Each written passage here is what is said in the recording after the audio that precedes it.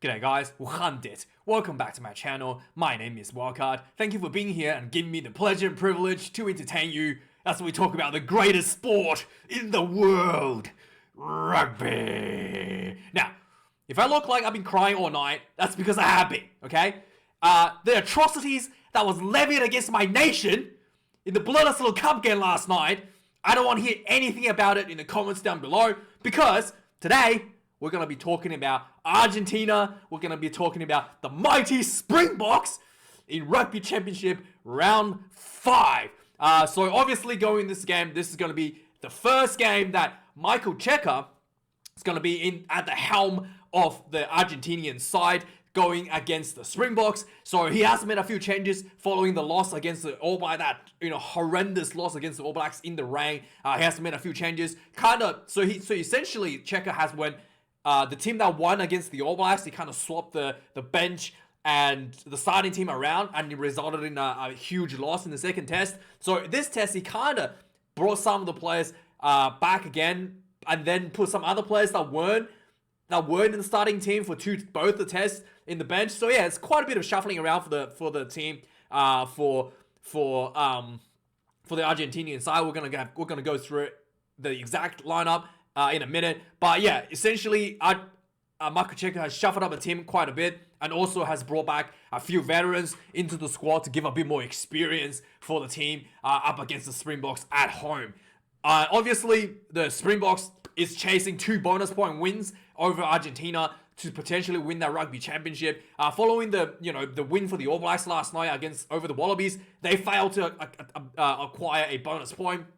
The second test for the All Blacks in Eden Park, most likely the All Blacks will win. Probably win with a bonus point as well, because Eden Park is such a huge favorite conditions for the All Blacks to win. It's going to be difficult for and also considering the All Blacks has such a huge point differential win over the Argentinian side, the Springboks is going to be heavily relying on the bonus point to keep themselves ahead of the All Blacks instead of the points differential. It's going to be very difficult for them to catch up to that 40-something point margin that they put on Argentina in that second test. So the Springboks going to be chasing the bonus point, which is really, really, really important.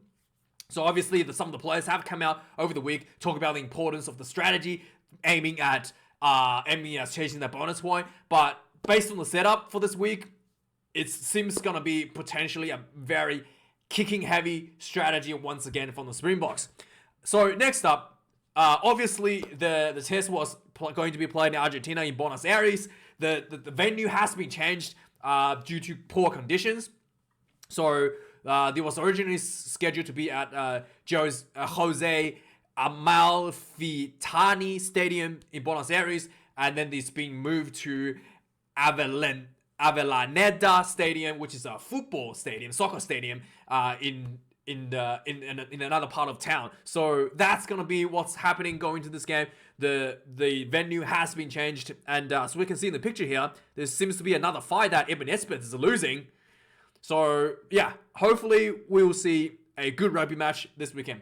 Some interesting stats I kind of dug up based on Michael Cheika's history with the Wallabies against the Springboks. We haven't got any indications of how well the team's gonna go under Michael Cheika. He has showed in the last few tests against the Wallabies, against the All Blacks, he's got a bit of a trick. He's got a bit of a magic, putting a rabbit out of the hat. A few games, putting out a few upsets over both the Wallabies and the All Blacks. Whether or not he's going to pull out an upset this weekend, we don't know, but we have to wait and see. The interesting thing here is that the Michael Cheika, as the head coach of the Wallabies, has never been in the Springboks in South Africa, but has also never lost in Australia at home. So the overall record is 10 games played, 4 wins, 4 losses, and 2 draws. So it's a completely dead even result for Michael Cheika when he was the head coach for the Wallabies against the Springboks. So this game being in Argentina could probably be the best opportunity for him to upset the Springboks in this test series. So yeah, we're gonna have to wait and see what's gonna happen. But overall, it's gonna be pretty hard to predict whether or not this the Argentinian side is going to win this one. Also, the weather in Buenos Aires, Argentina on a Saturday evening, going to be probably a little bit humidity just before the rain's going to come in. So maybe a bit of overcast late at night. And overall, yeah, it might be a bit of a humidity, 63%, but it's not going to be raining as the reporting of this video. So it should be okay. Might be a little bit dewy on the ground, but as long as it's not bucketing on rain, I think both teams are gonna be okay with this condition. So let's have a look at the lineups, right?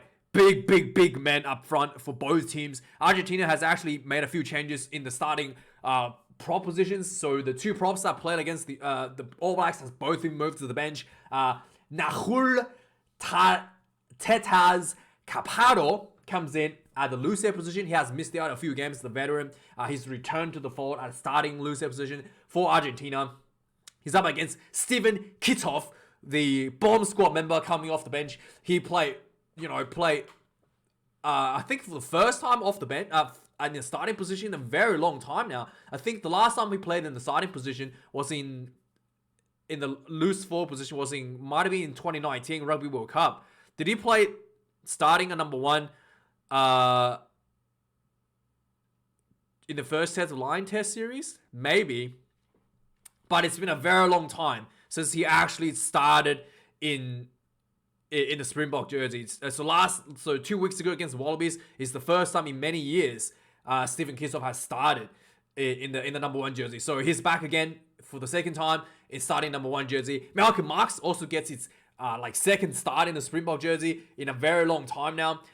Always been considered the best hooker in the world as the bomb squad finisher for the Springboks coming off the bench. He gets in another opportunity, the number 2 position. Julian Montoya is the captain for the Argentina side. The calm head in the 4-pack also has done a tremendous amount of work at the breakdown for the Argentina side. Both the hookers are really good breakdown specialists for both teams. Who's going to get away with the more turnovers could very well determine the result of the game here. So the two hookers here are the two players to watch out for. Their execution in both the set piece, the scrums, and the line-out set piece, the scrums, and the breakdown are absolutely critical for the success for both teams. In the tight head prop position, Eduardo Bello gets caught up from the bench. So he's actually been on the bench for quite a few games now. He gets caught up on the bench to the number 3 position. Franz Malherbe, the big man, gets the number 3 jersey once again for the Springboks. And that is the front row set up for both teams. So in the locking positions, Matias Alemano returns to the number 4 jersey. He gets caught up on the bench following coming off the bench in the previous game. Thomas Lavanini retains his jersey at number 5. For the Springboks, Eben Etzebeth, the greatest player in the 4-pack for the Springbok team. He is absolutely the most important player in the team. And he puts on a Superman performance seemingly every game. And his line-out is absolutely spectacular. So yeah, he's at the number 4 jersey once again. Alongside of him, his partner in crime, Lou Diacha, gets the number 5 jersey once again for the Springboks. This locking combination is going to be absolutely critical for the Springboks in terms of their 4-pack dominance. And yeah, it's going to be a difficult challenge for both the Argentinian locks to try to match up with the Springbok side. Thomas Lavanini has a huge history of penalties as well. He's the player that has been received the most yellow and red cards in the history of rugby. So for him, being disciplined, controlling that emotion is really, really important, especially against guys like Eben Etzebeth and Lou Diacha. If you slip up, if you lose your control of your head, they're going to punish you. And they probably will punish you regardless. So it's going to be really important for Thomas Lavanini to keep that head. In the blindside flanker position, Juan Martin Gonzalez gets caught up to the number 6 jersey coming off the bench. Sia Khaleesi once again retains the captaincy at number 6 jersey for the Springboks. Sia Khaleesi is technically the open side flanker for the Springboks side as the Springboks play left and right in the scrummaging. Marcus Krima gets the open side jersey for the Argentinian side, comes in at number 7. Another player who has known to be a short-tempered guy, a lot of passion, a lot of energy. And another player, once again, just like Thomas Lavanini, needs to control his temper and try to manage that, aggression, legally, instead of getting himself sent off. So it's really, really important for him as well. And Franco Mostert gets caught up to the bench. I did notice, he's typically considered, almost he's always kind of like the go-to replacement for Peter Sepp du Toit. I do think that the two players have a similar style in terms of gameplay, but Franco Mostert does play a little bit wider from the rucks than Peter Sepp du Toit, which I do like. He just did score a try against the Wallabies, showed a bit of footwork, showed a bit of speed, and something that the Springboks desperately needs if they wanted to score a bonus point win over the Argentinian side. Number 8 position, Pablo Matera, the best player in the Argentina side. He has developed tremendously since his time in the Crusaders. He's learned a few tricks from the Kiwis, and he's brought that and his leadership into the Argentina side. Injection of that experience in the Argentina side. Noticeably you can see that his ball handling has been better, his running game has been better, his breakdown has been better, his overall set piece involvement, in whether it be defending the more, setting up the more, and just and the scrummaging, everything. His execution is just a lot better than he was before. Just a lot more clinical, and huge game ahead of him this weekend against the world champions.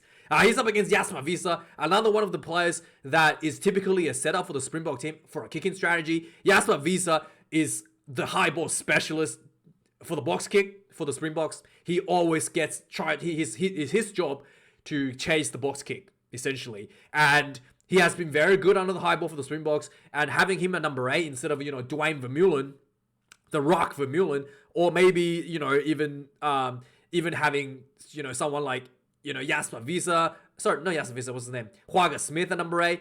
It's just a clear indication that I think Springboks once again wants to play the kicking game for this test match, the high ball for the test match. For the back line, Gonzalez Bertrano gets number 9 jersey for the Argentina side. He gets moved back into number 9 jersey after Thomas Kubeli started 2 weeks ago for the Argentina side. Jaden Hendrickson gets number 9 jersey once again. He's starting to become the permanent fixture for the Springboks now for the number 9 jersey. He has been exceptionally well for the Springboks ever since debuting.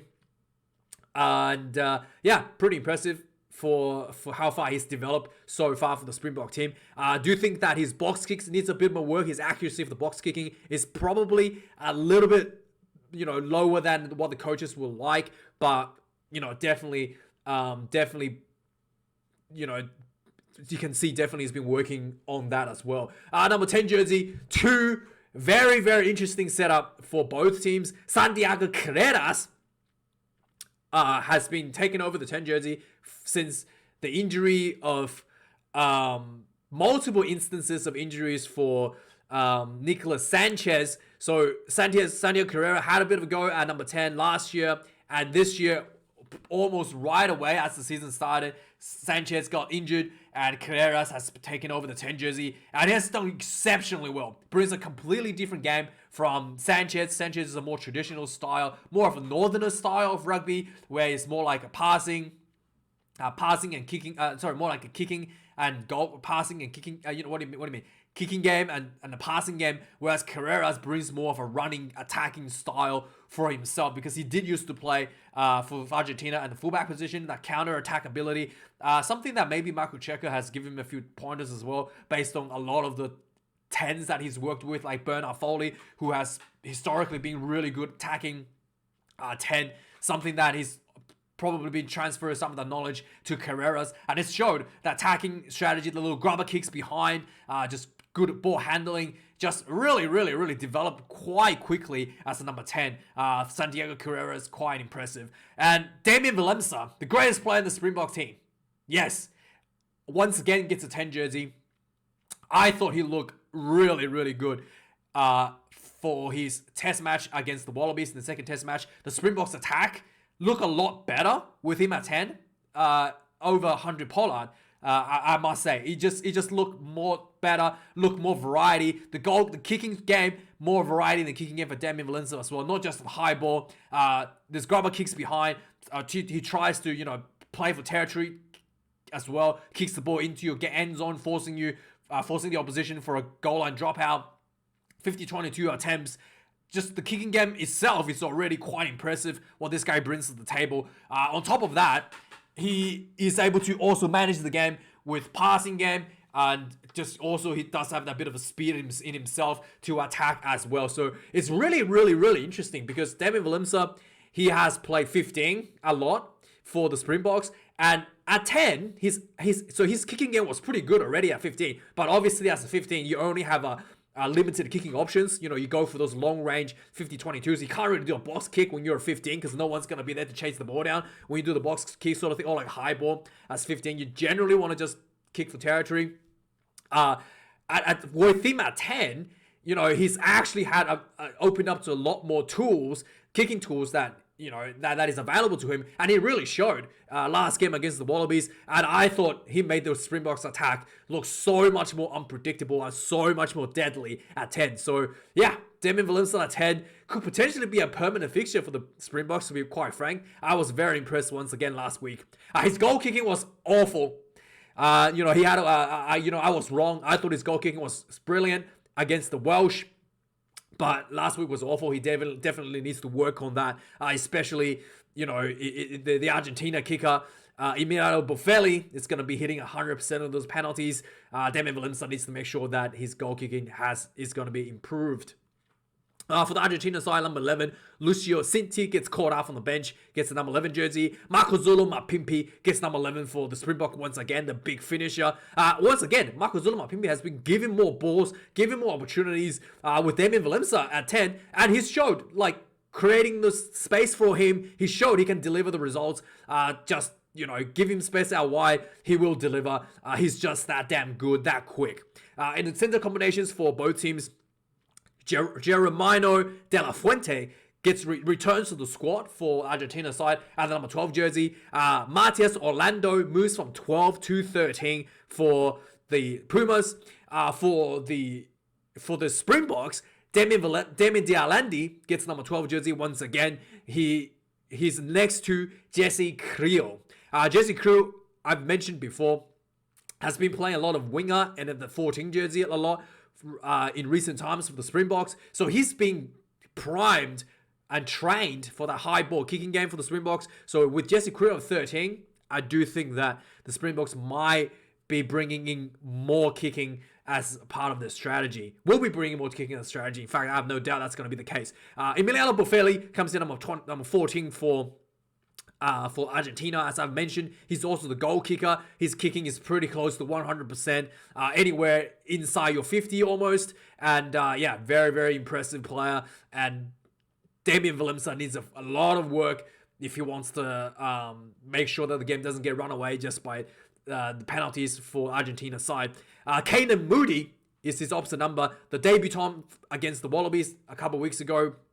He's back in the fold. Absolute spectacular debutant, super, super impressive under the high ball. Once again, that kicking game, that high ball from Damian Willemse, it's going to be really, really important for Kanan Moody to capitalize on those opportunities. At number 15 position, Juan Cruz Malia gets the number 15 jersey once again for the Argentina side. Villa LaRue gets caught in number 15 for the Springboks. So the Springboks has unchanged 15 from the last test against the Wallabies. I to be honest, I just want to make a little comment here about Kanan Moody. I can see Kanan Moody gets moved to 15 as, you know, Cheslin Kobe returns from injury. So I would not be surprised to see a bit of a kicking out of Kanan Moody himself, given the opportunity, and just to see whether or not he can handle the 15 position sometimes in the future, you know, when Villa LaRue retires or whatever. So yeah, it will be interesting to see if that's where the Springboks going to take him. But I do think that he showed some talent in that 15 jersey as well for the Springboks. So in the back line, in the reserves, both teams make quite a few changes. So Augustin Krivi, the veteran hooker, returns for Argentina. Thomas Gallows gets dropped down to the bench from the starting number 1 position. Gallows maybe is is one of the has it has a lot of energy and a lot of speed, surprising amount of speed out of the loose set proposition. So maybe this could be a little mismatch here against the Springboks, as we shall see. His opposite number is Ox Nche and Trevor Nyakani, both on the sturdy side of the props in the world rankings. So I do think Gallows have a speed advantage over both the props. Maybe this is something that Michael Cheika is looking at, bringing him off the bench to inject that speed and maybe catching the Springboks a little bit off guard. Joel Scalvi is the tight head prop for the again, starting tight head prop against the All Blacks for both tests. He's now dropped to the bench with 144 kilos. He's up against Trevor Nyakani. The big boy returns to the number 18 jersey once again for the Springboks. Now, Dion Fury is the reserve hooker for the Springboks. But interestingly, the Springboks used him as a flanker last time in the Wallaby test. Despite being named as a hooker, he was on the field as a flanker, and they kept him Malcolm Mask for the full duration of the game. It'd be interesting to see if that's what the Springboks gonna do. But I can imagine it's Springbok's dream to have 6 loose forward reserves on the bench. It's actually such a huge advantage for the Springboks as well, having Dion Fury as a loose forward who can double up as a front rower. Because one of the things that teams are used to do is having loose forwards playing in front rowers. The reason that we're getting 3 front rowers on the bench was because of law change. I think over 10 years ago now, that teams used to bring on loose forwards to replace props and go to uncontested scrums for a speed advantage to kind of like cheat the rules a little bit. By having Dion Fury, they don't need to cheat anymore. They don't need to cheat an extra loose forward on the field. They can literally just have a loose forward on the field as the hooker, or even as another loose forward, and have no problem with it, because that is really, really smart. And how they come up to this idea is quite impressive. The Springboks always pushing the boundaries a little bit, and this is really, really brilliant from the Springbok team, having Dion Fury doubling up as a hooker on that number 16 jersey. And number 19 jersey for Argentina, Guido Petty comes in for number 19. He's up against the return player, Elroy Lowe. He's been dropped for a couple of games. He's now returned for the number 19 jersey. Rodrigo Bruno returns for the Springbok side after, again, sitting out for a few games. He's now back at number 20 jersey for, no, Springboks. Did I say Springboks? For Argentina. He's now returned for the Argentina side. Huaga Smith retains the number 20 jersey once again. He brings that speed and injection for the loose forward positions for the Springbok side in that open side flanker position. And again, another breakdown specialist that is really important in the second half to finish the game with more speed. If the Springboks will be looking for him to bring. Thomas Kubeli returns to the bench at number 21 jersey next to Francois de Klerk at number 21 jersey for the Springboks. He has returned from a hand injury, I believe.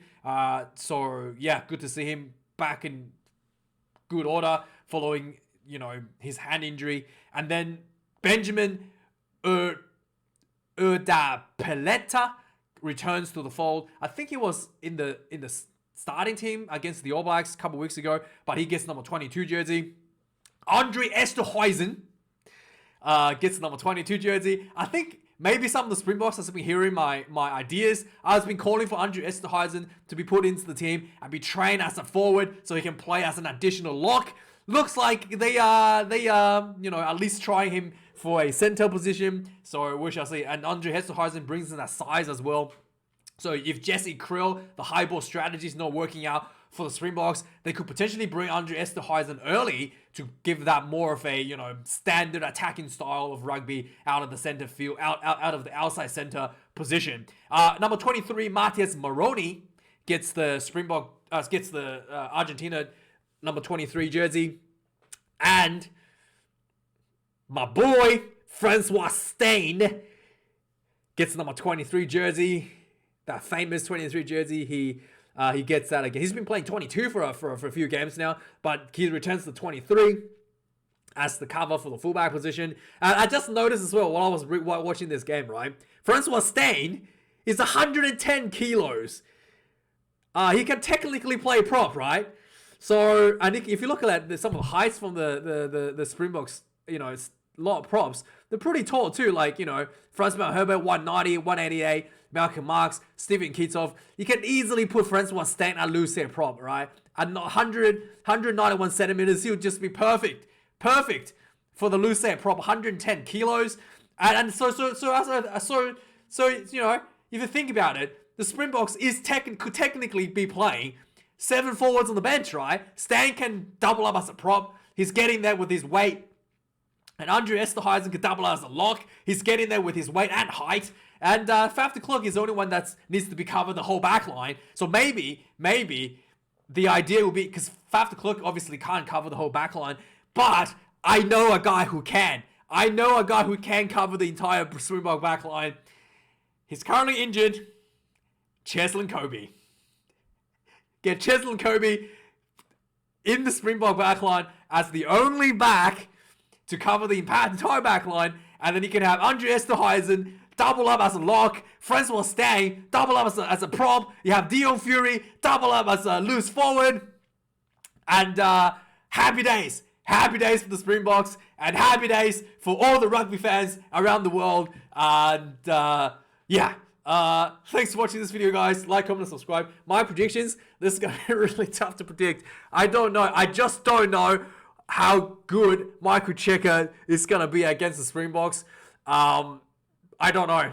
I think the Springboks might win this one.